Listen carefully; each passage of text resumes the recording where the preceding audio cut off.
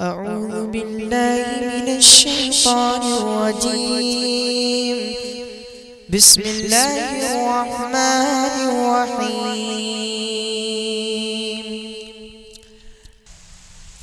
وبعد الخطيب الأخ حافظ محمد ریحان عبدالرب الأثری.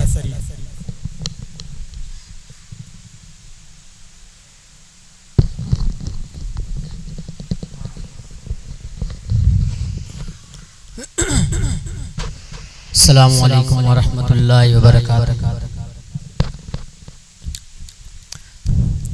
ان الحمد للہ نحمده ونستعینه ونستغفره ونعوذ باللہ من شرور انفسنا ومن سیئات اعمالنا. من يهده الله فلا مضل له ومن يضلل فلا هادي له واشهد ان لا اله الا الله وحده لا شريك له واشهد ان محمدا عبده ورسوله.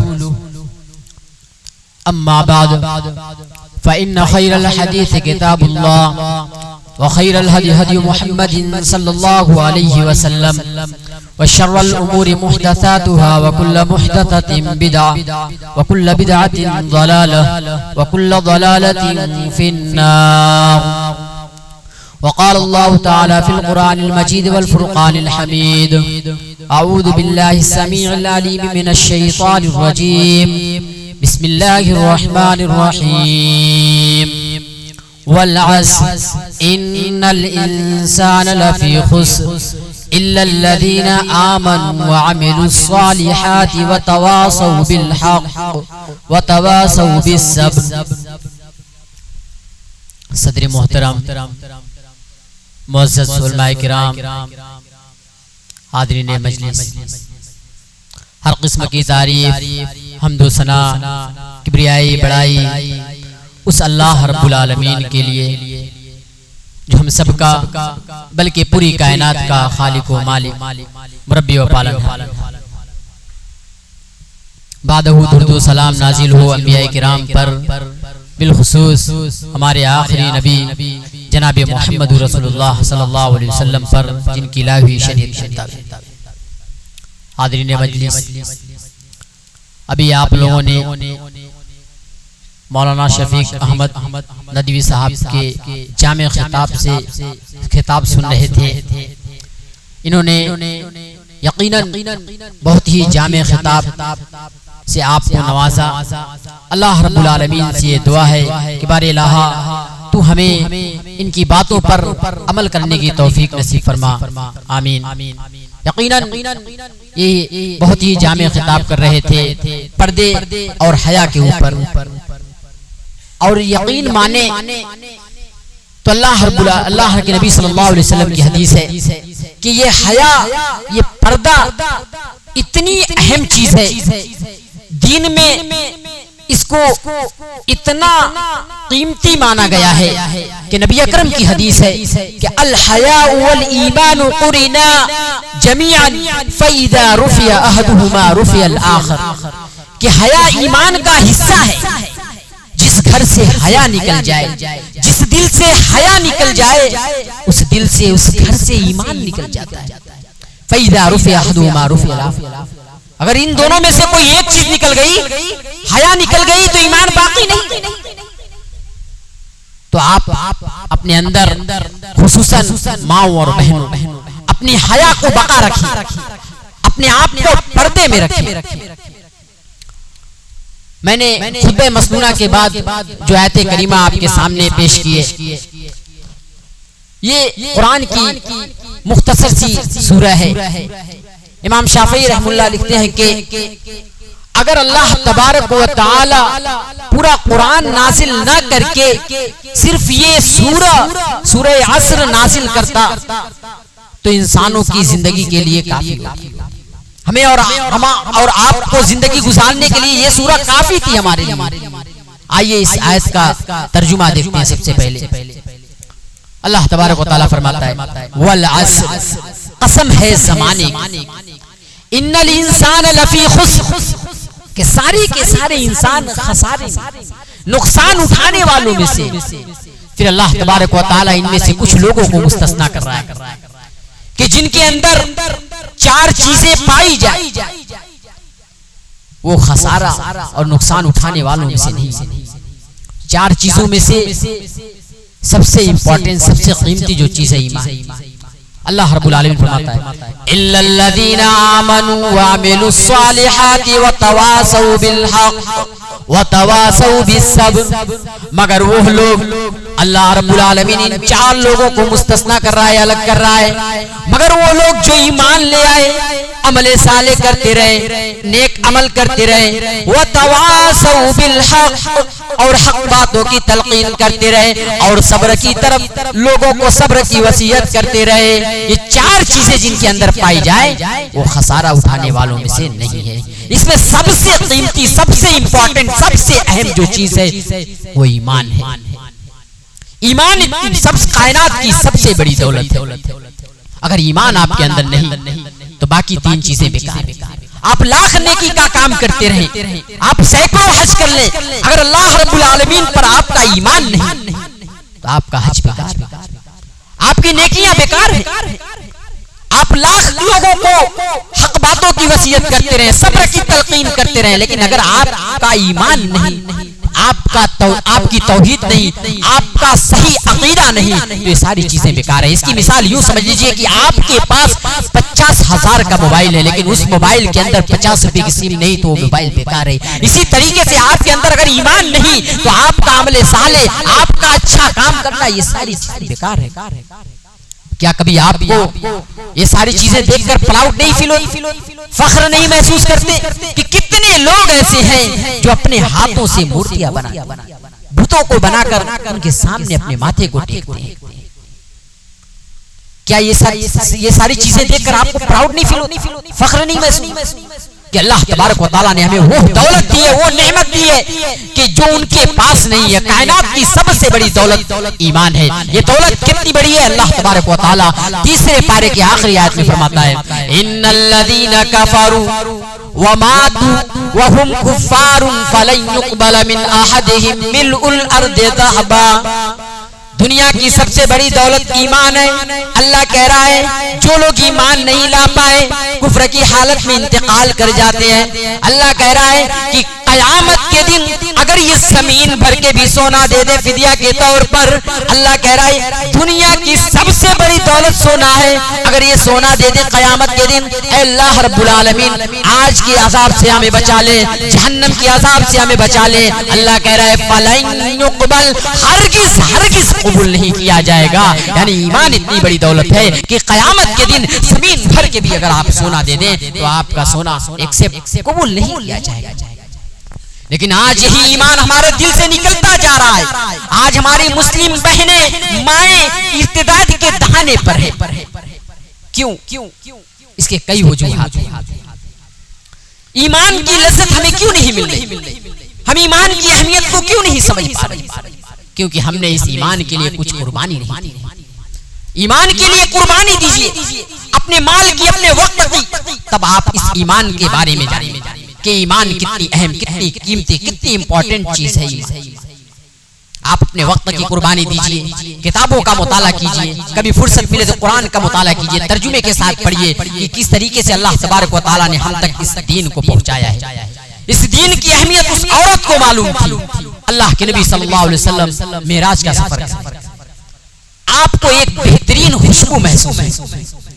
نبی اکرم فرماتے ہیں اے جبرائیل یہ کیسی خوشبو ہے، یہ اتنی بہترین خوشبو کہاں سے آ رہی ہے، یہ خوشبو کس کی ہے؟ نبی حضرت جبرائیل فرماتے ہیں اے اللہ کے نبی یہ خوشبو اس عورت کی ہے جو فرعون کے گھر میں ان کی بیٹیوں کو کانگی دیا کرتی تھی، ان کے بیٹیوں کے بار کو سوارا کرتی تھی. نبی اکرم فرماتے ہیں کہ اے جبرائیل یہ آخر اس عورت کا معاملہ کیا تھا کہ میں اس عورت کی خوشبو یہاں اس جنت کے اندر محسوس کر رہا ہوں. حضرت جبرائیل فرماتے ہیں کہ اللہ کے نبی وہ عورت ایک دن اس فرعون کی بیٹی کو کانگی کرتی تھی، اس کے بال کو سوار رہی تھی کہ اس کے ہاتھ سے کنگھی زمین پر گر جاتی ہے اور اس کی زبان سے بسم اللہ نکل جاتا ہے، اس کی زبان سے بسم اللہ نکلتا ہے.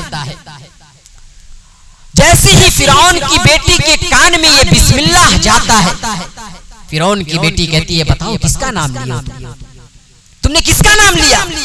عورت کہتی ہے میں نے اپنے رب کا نام لیا. فرعون کی بیٹی کہتی ہے اچھا میرے ابو جان کا, میرے باپ کا نام لے رہی ہو؟ کہا اس عورت نے نہیں ہم نے تیرے باپ کا نام نہیں لیا, میں نے تو اس اللہ رب العالمین کا نام لیا ہے جو تیرا بھی رب ہے, میرا بھی رب ہے, تیرے باپ کا بھی رب ہے. کہا اس عورت, کہا فرعون کی بیٹی نے میں اپنے باپ کو خبر کر دوں گی, میں اپنے باپ سے بتا دوں گی. عورت نے کہا جاؤ بتا دو, پرواہ نہیں. اس عورت وہ فرعون کی بیٹی فرعون کو جا کے بتا دیتی ہے. فرعون طیش میں آتا ہے, کہتا ہے اس عورت کو لایا جائے. وہ عورت حاضر ہوتی ہے. فرعون کہتا ہے کہ آخر میں یہ کیا سن رہا ہوں, تم کس کو اپنا رب مانتی ہو؟ اب فرعون اپنے آپ کو انا ربکم الاعلی کہہ رہا تھا کہ میں سب سے بڑا رب ہوں, مجھ کو چھوڑ کر تم کس کو اپنا رب مانتی ہو؟ اس عورت نے کہا ربی و ربک اللہ, میرا اور تیرا رب اللہ رب العالمین ہے. فرعون کہتا ہے, حکم دیتا ہے کہ آگ تیار کی جائے.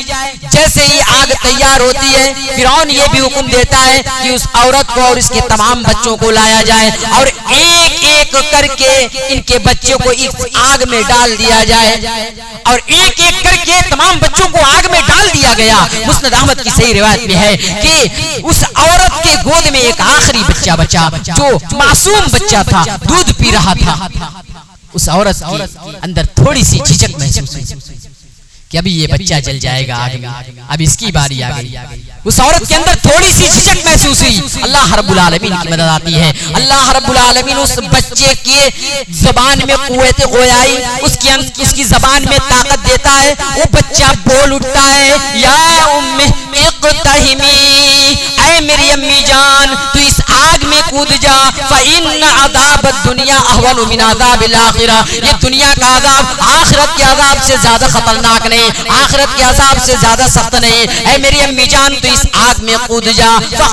اس عورت نے اس آگ میں کودنا گوارا کیا, لیکن فرعون کو رب کہنا یہ گوارا نہیں کیا. یہ اس عورت سے پوچھئے, اس کو ایمان کی دولت, اس کو ایمان کی لذت تھی, اس کو ایمان کی لذت, اس کو مٹھاس ملی تھی. اس عورت نے اپنے بچے کو قربان کر دیا, اپنی جان قربان کر دی, لیکن ایمان کا سودا نہیں کیا. لیکن آج ہماری مائیں اور بہنیں چند پیسوں کے اوپر, چند ان غیر مسلموں کے عشق اور پیار کے چکر میں آ کر اپنے ایمان کا سودا کر دیتی ہیں. چند پیسوں کے اوپر, دولت کے اوپر آ کر ان کے اپنے ایمان کا سودا کر رہی ہیں. ایمان اگر آپ کو دیکھنا ہے تو حضرت عبداللہ بن حذیفہ رضی اللہ عنہ کا دیکھیے کہ یہ ان کو رومیوں نے قید کر کر اپنے بادشاہ کے پاس لے کر جاتے ہیں.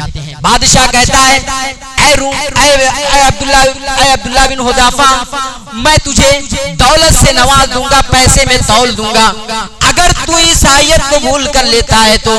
عبداللہ بن حذیفہ کہتے ہیں کہ اے بادشاہ, تیری جیسی 7 بادشاہت بھی اگر مجھ کو دے دی جائے, تیری پوری سلطنت, پوری بادشاہت بھی مجھ کو دے دی جائے تو ما ترکت دین محمد طرفت عینی, میں اپنی آنکھ کی پلک جھپکنے کی دیر تک کے لیے بھی میں اپنے دین کو, دین محمد کو نہیں چھوڑ سکتا.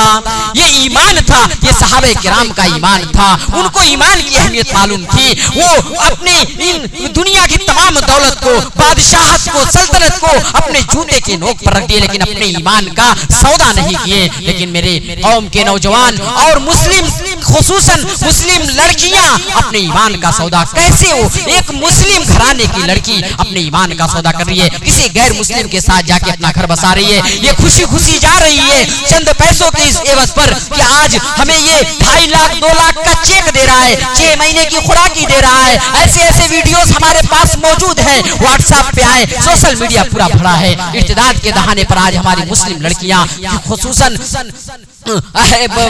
مسلم لڑکیاں ارتداد کے دہانے پر ہیں. یہ سوشل میڈیا پورا بھرا ہے, آپ لوگوں کو بتانے کی ضرورت نہیں ہے میرے بھائیوں. تو یہ اپنے ایمان کا سودا کر رہی ہیں. انہیں آج یہ بتانے کی ضرورت ہے کہ ایمان کتنی بڑی دولت ہے. اور یہ جو ارتداد کے دہانے پر جا رہی ہیں, ان کی کئی وجوہات ہیں. اس میں سے ایک وجہ یہ ہے کہ آج ہم نے نکاح کو مشکل کر دیا ہے. اس نکاح کو مشکل کر دیا ہے جس کے بارے میں نبی کرم فرماتے ہیں کہ نکاح کو آسان کرو. اس نکاح کو ہم نے مشکل کر دیا ہے. اللہ کے نبی صلی اللہ علیہ وسلم خود پریکٹیکل کر کے اس نکاح کو آسان, خود پریکٹیکل اللہ کے نبی صلی اللہ علیہ وسلم نے کر کے ہم کو دکھایا، صحابہ کرام نے پریکٹیکل کر کے دکھایا۔ وہ اس واقعے کو یاد کیجئے، ایک عورت آتی ہے اللہ کے نبی صلی اللہ علیہ وسلم کی خدمت میں کہ اللہ کے نبی میں اپنے آپ کو آپ کے حوالے کرنا چاہتی ہوں، میں آپ سے نکاح کرنا چاہتی ہوں، شادی کرنا چاہتی ہوں۔ اللہ کے نبی خاموش رہتے ہیں۔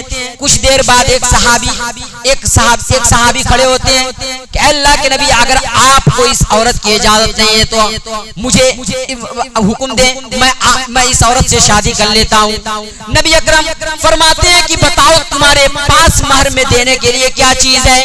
اس صحابی رسول کہتے ہیں اللہ کے نبی میرے پاس ایک پھٹا ہوا چادر ہے، آدھا میں لے لوں گا، آدھا اس عورت کو دے دوں گا۔ اللہ کے نبی فرماتے ہیں نہیں، جاؤ اپنے گھر کے اندر تلاشی کرو، اپنے گھر کے اندر تلاش کرو، کچھ نہ ملے ایک لوہے کی انگوٹھی کیوں نہ ہو، اس لوہے کی انگوٹھی لاؤ، وہی مہر میں دے دو۔ اللہ کے وہ صحابی رسول گھر کے اندر جاتے ہیں، پورے گھر کی تلاشی کرتے ہیں، گھر میں کچھ نہیں ملتا ہے، یہاں تک کہ ایک لوہے کی انگوٹھی بھی نہیں ملتی۔ مایوس ہو کر اللہ کے نبی کی خدمت میں حاضر ہوتے ہیں کہ اللہ کے نبی کچھ بھی نہیں ملا، ایک لوہے کی انگوٹھی بھی نہیں ملی۔ نبی اکرم فرماتے ہیں کہ بتاؤ تمہیں قرآن کی کچھ صورتیں یاد ہیں؟ وہ صحابی رسول جلدی گناتے ہیں سورۃ قضا و قضا کہ مجھے ہاں فلاں فلاں سورہ یاد ہے۔ اللہ کے نبی فرماتے ہیں کہ جاؤ میں نے تمہارا نکاح اس عورت سے اسی سورہ کی بنا پر، اسی سورہ کو مہر رکھ کے تمہارا نکاح کر دیا ہوں۔ جاؤ اس عورت کو یہ سورہ جو سورہ آپ کو یاد ہے وہ یہ سورہ اس عورت کو اپنی بیوی کو یاد کرا دینا، یہی تمہاری مہر ہے۔ اللہ کے نبی صلی اللہ علیہ وسلم نے نکاح کو اتنا آسان کیا، لیکن آج ہم نے نکاح کو اتنا مشکل کر دیا کہ زنا آج آسان ہو گیا ہے۔ زنا آپ کچھ پیسے دو اور ان طوائفوں کے ساتھ آپ زنا کر سکتے ہیں۔ زنا اتنا آسان ہو گیا ہے میرے بھائیوں۔ آج اگر اس قوم میں فساد برپا ہے تو ایک وجہ یہ بھی ہے کہ ہم نے زنا کو آسان کر دیا، نکاح کو مشکل کر دیا ہے میرے بھائیوں۔ یہ فساد برپا کیوں ہو رہا ہے؟ ایک وجہ یہ بھی ہے کہ ہم نے زنا کو آسان کر دیا ہے۔ اللہ کے نبی صلی اللہ علیہ وسلم کی حدیث ہے اذا خطب الیکم ممن ترضون ودینہ وخلقہ فزوجوہ، اگر تمہارے پاس کسی لڑکی یا کوئی لڑکا نکاح کا پیغام بھیج رہا ہے اور تم ان کے دین سے ان کے اخلاق سے خوش و راضی ہو، تم جانتے ہو کہ سماج میں اچھا لڑکا ہے، دیندار ہے، اگر اس کے دین اور اخلاق سے راضی ہونے کے باوجود تم اس سے نکاح نہیں کر رہے ہو، الا تفعلوا تکن فتنۃ فی الارض، تم زمین میں فساد برپا کر رہے ہو، اور وہ بھی فساد کیسا؟ حدیث کے الفاظ ہیں وہ فساد عریض، بہت بڑا فساد برپا کر رہے ہو۔ اس سے بڑا فساد اور کیا ہو سکتا ہے؟ ایک مسلم گھرانے کی لڑکی کسی غیر مسلم کے ساتھ نکاح کر کے جا رہی، شادی کر رہی، اس سے بڑا اور فساد کیا ہو سکتا ہے میرے؟ آج اس قدر رسم و رواج میں ہم بندھے ہوئے کہ جب ایک لڑکا شادی کے لیے تیار ہوتا ہے تو اپنے بجٹ بیلنس جب تک اس کے پاس 5-6 لاکھ روپیہ نہ ہو اس کی شادی نہیں ہوتی ہے۔ آج ہم نے نکاح کو اتنا مشکل کر دیا ہے۔ اللہ تبارک و تعالیٰ کہتے ہیں وَأَنْكِحُوا الْأَيَامَ مِنْكُمْ وَالصَّالِحِينَ مِنْ عِبَادِكُمْ وَإِمَائِكُمْ إِنْ يَكُونُوا فُقَرَاءَ يُغْنِهِمُ اللَّهُ مِنْ فَضْلِهِ۔ وہ لوگوں سرپرستوں کو مخاطب کر رہے ہیں اللہ رب العالمین، وہ لوگوں تم اپنے بچوں کا صحیح ٹائم پر نکاح کر دو، شادی کر دو۔ ان یکونوا فقراء یغنیہم اللہ من فضلہ، اللہ کہہ رہا ہے اگر مفلس کی زندگی گزار رہے ہوں گے، غریب ہوں گے، یغنیہم اللہ من فضلہ، ہم انہیں اپنے فضل سے مالدار کر دیں گے، غنی کر دیں گے انہیں اپنے فضل سے۔ میرے بھائیوں آج ہمیں نکاح کی ضرورت ہے۔ اگر آپ چاہتے ہیں کہ معاشرے میں انقلاب برپا ہو، سماج میں انقلاب برپا ہو، تو آپ نکاح کو آسان کریں، آپ اپنے بچوں کی ٹائم پر شادی کریں۔ اگر آپ ایسا نہیں کرتے ہیں تو یقیناً فساد عریض، بہت بڑا فساد برپا کرنے والے ہوں گے آپ فساد پھیلا رہے ہیں۔ کیا کیسے والدین اپنے بچوں کو آنکھوں کے سامنے بچے بڑے ہو رہے ہیں لیکن ان کی شادیاں نہیں کرا رہے ہیں؟ آخر کیا؟ ایک سب سے بڑی وجہ یہ ہے کہ ہم نے نکاح کو مشکل کر دیا، اس وجہ سے آج فساد برپا ہو رہا ہے۔ ہمیں بہت زیادہ ٹائم نہیں دیا گیا کہ میں اور اپنی باتوں کو طول کروں، بہرحال لیکن یہ جو نکاح ہم نے مشکل کیا ہے اس کے کئی وجوہات ہیں، میں 2-3 وجہ آپ کے سامنے رکھ کے اپنی بات کو ختم کرنے کی کوشش کروں گا۔ سب سے پہلی وجہ تو میں یہ کہوں گا کہ کتنے لوگ ایسے ہیں جو اپنی بچیوں، اپنے بیٹوں کا نکاح، اپنے بیٹوں کی شادی کا پیغام کسی کے گھر لے کر جاتے ہیں تو کہتے ہیں میری بچی چھوٹی ہے، بچی چھوٹی ہے, بچی کی عمر 17-18 سال کی ہے, بچی ہماری چھوٹی ہے, انٹر کر رہی ہے, بی اے کر رہی ہے, ہماری بچی چھوٹی ہے, ابھی فارغ تو ہوئی, ابھی عالمہ کر کے ہمارے گھر میں ابھی آئی ہے, ابھی ہماری بچی چھوٹی ہے. لیکن اس کا سبب کیا ہوتا ہے کہ ایسے واقعات بھی پیش آئے ہیں, ایسے واقعات پیش آئے ہیں کہ وہی بچی, وہی لڑکیاں 18-19 کو جاتے جاتے کسی غیر مسلم کے ساتھ فرار. آخر اس کا ذمہ دار کون ہے؟ ہم اور آپ ذمہ دار ہیں, ہمارے والدین ذمہ دار ہیں. بچے بڑے ہو رہے ہیں, انہیں کوئی پرواہ نہیں, کوئی فکر نہیں ہے. تو ہمیں ان سب رسم و رواج کو ختم کرنے کی ضرورت ہے. شادی کے لیے کوئی عمر کی قید نہیں ہے. اللہ کے نبی صلی اللہ علیہ وسلم خود پریکٹیکل کر کے دکھائے ہیں. حضرت عائشہ رضی اللہ عنہا سے شادی کی, اللہ کے نبی صلی اللہ علیہ وسلم 6 سال کی عمر تھی حضرت عائشہ رضی اللہ عنہا کی, اللہ کے نبی صلی اللہ علیہ وسلم نے 6 سال میں نکاح کیا, 9 سال میں. حضرت خدیجہ رضی اللہ عنہا سے شادی کی, اللہ کے نبی صلی اللہ علیہ وسلم نے ان کی عمر, اللہ کے نبی صلی اللہ علیہ وسلم کی عمر 25 سال اور حضرت خدیجہ کی 40 سال. تو نکاح کے لیے کوئی عمر کی قید نہیں ہے میرے بھائی. جب لڑکی شادی کے لائق ہو جائے تو اس کی شادی کرا دی بھائی. تو اگر آپ ایسا کرتے ہیں تو یقیناً آپ زمین میں فساد کرنے سے بچ جائیں گے, ورنہ آپ فساد برپا کر رہے ہیں. اگر آپ کے بچے جوان ہیں, آپ کی بچی جوان ہے, آپ صحیح ٹائم سے شادی نہیں کر رہے ہیں ان کی, تو یہ فساد برپا ہو رہا ہے. اس سے بڑا فساد اور کیا ہو سکتا ہے کہ ہمارے گھروں سے ہماری بہن بیٹیاں کسی غیر مسلم کے ساتھ جا رہی ہیں. اس سے بڑا اور دکھ کیا ہو سکتا ہے؟ تو نکاح کو آسان, اور اللہ کے نبی صلی اللہ علیہ وسلم نوجوانوں کو مخاطب کر کے کہا, یا معاشر الشباب من استطاع منکم الباءۃ فلیتزوج. اے نوجوانوں کی ٹیم, جب تم شادی کے لائق ہو جاؤ تو نکاح کر لو, شادی کر لو. شادی سے 2 بڑے فائدے ہیں. فإنہ اغض للبصر, سب سے پہلا فائدہ تو یہ ہے کہ آپ کی نگاہیں جھک جائیں گی, وأحسن للفرج, اور آپ کے شرمگاہ کی حفاظت ہو جائے گی. یہ 2 بڑے فتنے ہیں. اللہ کے نبی صلی اللہ علیہ وسلم نے سولوشن بتا دیا, یہ 2 بڑے فتنے ہیں, ان 2 بڑوں فتنوں سے بچنا ہے آپ کو, تو آپ شادی کر لو. اگر یقیناً آپ صحیح ٹائم سے شادی کرتے ہیں تو ان 2 بڑے فتنوں سے بچ جائیں گے. تو آج ضرورت شادی کی ہے, صحیح ٹائم سے شادی کرنا ہے. تو ایک وجہ یہ کہ ہماری بچیاں چھوٹی ہیں, ابھی ہماری بچی چھوٹی ہے, ابھی پڑھ رہی ہے, تعلیم حاصل کر رہی ہے. اور دوسری وجہ یہ ہے کہ آج جس عمر میں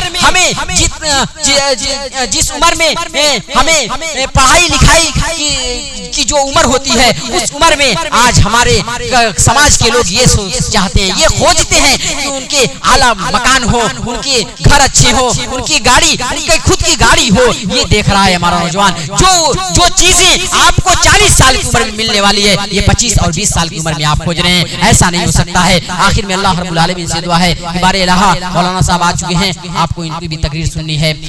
اللہ رب العالمین سے دعا ہے کہ بار الہ ہمیں شادی اور رسم و رواج کو ختم شادی کو آسان کرنے کی توفیق نصیب فرما. اللہ رب العالمین جو سماج میں رسم و رواج ہیں, اللہ رب العالمین انہیں ختم کرنے کی کوئی سبیل پیدا کر دے. آمین. وآخر دعوانا الحمدللہ رب العالمین. السلام علیکم.